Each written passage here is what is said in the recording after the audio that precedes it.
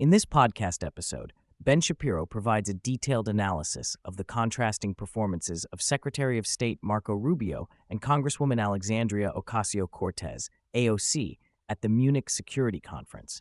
The discussion spans Rubio's statesmanlike defense of Western civilization and U.S. European relations, AOC's fumbling and ideological stumbles on the global stage, as well as broader critiques of the Democratic Party's direction.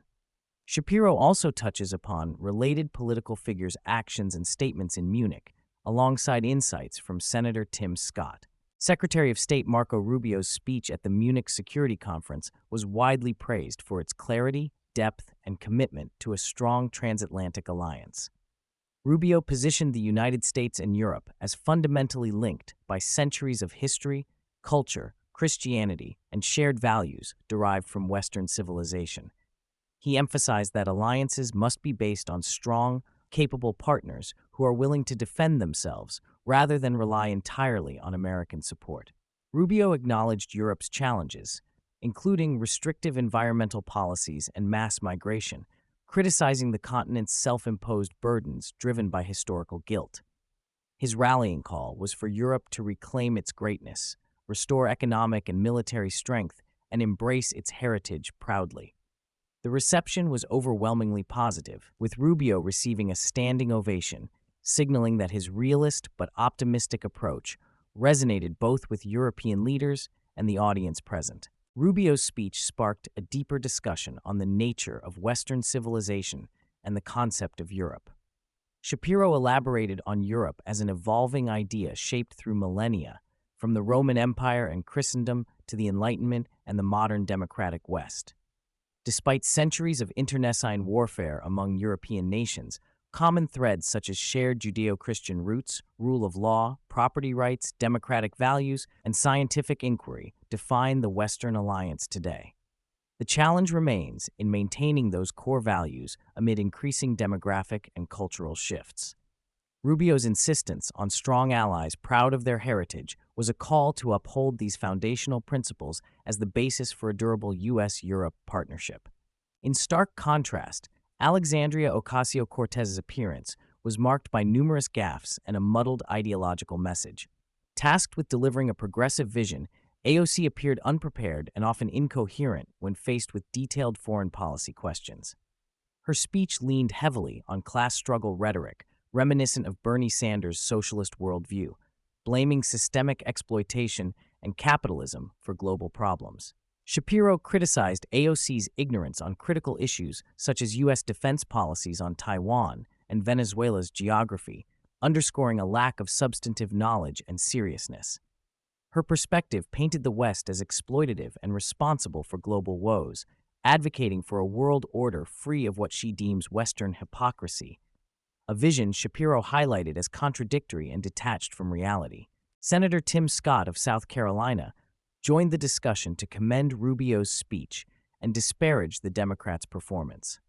Scott highlighted the importance of a shared Judeo-Christian ethos underpinning Western civilization and suggested that Rubio's approach successfully balanced critique and encouragement toward Europe.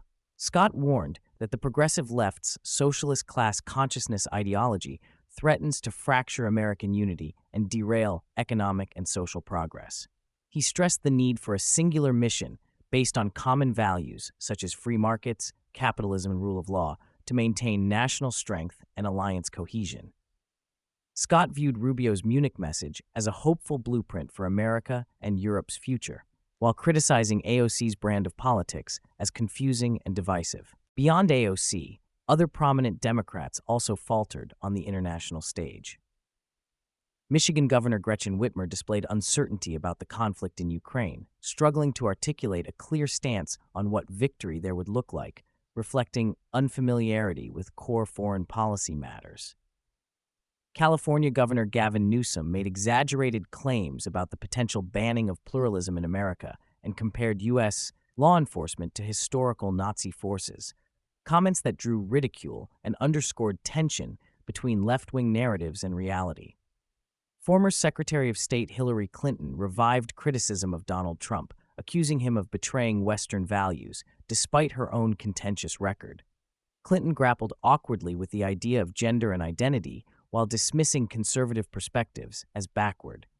Together, these performances painted a picture of a Democratic delegation struggling with coherence and credibility. Former President Barack Obama also featured prominently in the coverage, announcing plans to transform his presidential library into a hub for activism and social change education. His remarks, filled with vague platitudes and calls for unity, avoided concrete policy positions or solutions, exemplifying his political style of hopeful but nonspecific rhetoric.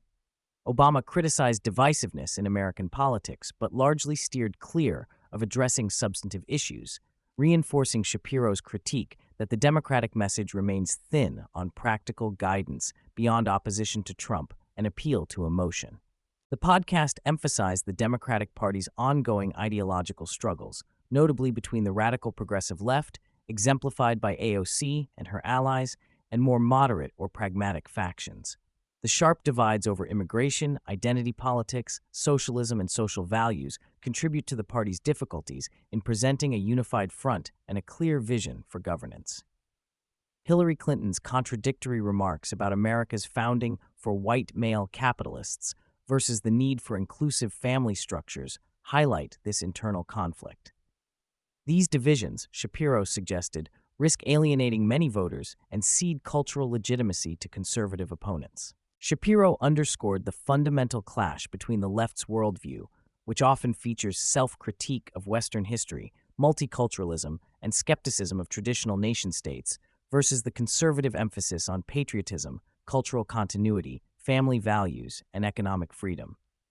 Rubio's Munich speech was portrayed as a defense of what makes the West strong: the rule of law, religious and cultural heritage, and meritocratic principles, while AOC's and other left-wing speeches embraced globalism, class struggle, and relativism. This ideological fault line is set to shape future political contests and the direction of America's alliances. Both Rubio and Scott raised concerns about mass migration and its destabilizing effects on Western societies. Rubio faulted Europe's immigration policies driven by guilt over historical actions, arguing they endanger societal cohesion and the ability to sustain welfare states. Scott echoed the importance of managing immigration in a way that supports national values and economic prosperity.